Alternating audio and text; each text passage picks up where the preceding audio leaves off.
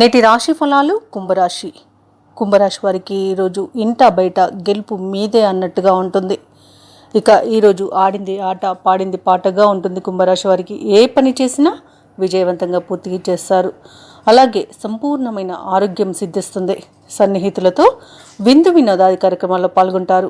ఇక నిరుద్యోగులు ఎవరైతే ఉన్నారో వారికి ఉద్యోగ ప్రాప్తి అనేది కనిపిస్తుంది. ఇక ప్రభుత్వ ఉద్యోగం కోసం ఎవరైతే పోటీ పరీక్షల్లో పాల్గొని ఉన్నారో వారికి ప్రభుత్వ ఉద్యోగానికి ఇంటర్వ్యూలకు ఆహ్వానాలు అనేవి అందుతాయి. ఇక ఈరోజు చేపట్టిన పనులు చాలా సక్సెస్ఫుల్గా పూర్తి చేయగలుగుతారు. ఇది చెప్పుకోదగ్గ సూచన. ఈరోజు ముఖ్యమైన కార్యక్రమాలు ఏమైనా ఉంటే మీరు పూర్తి చేసుకోవచ్చు. ఇక వృత్తి వ్యాపారాలలో ఎవరైతే ఉన్నారో వారికి ఆశించిన స్థాయిలో లాభాలు అనేవి అధికంగా గడించే అవకాశం కనిపిస్తుంది. ఇక ఈరోజు కుంభరాశి వారు తీర్థయాత్రలు చేస్తారు.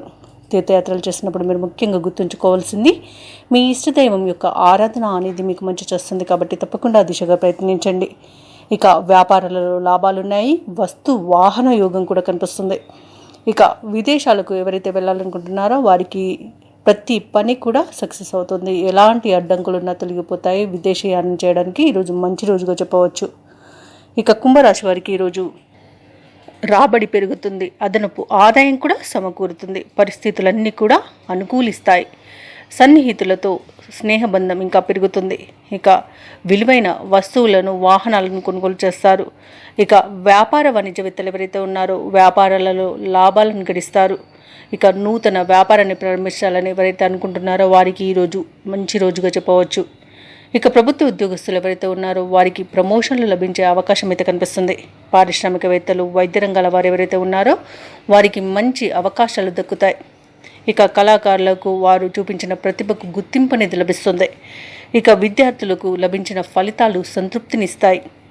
ముఖ్యంగా కుంభరాశిలోని మహిళలకి మానసిక ప్రశాంతత దొరుకుతుంది. అలాగే ఆస్తి లాభ సూచనలు కూడా కనిపిస్తున్నవి.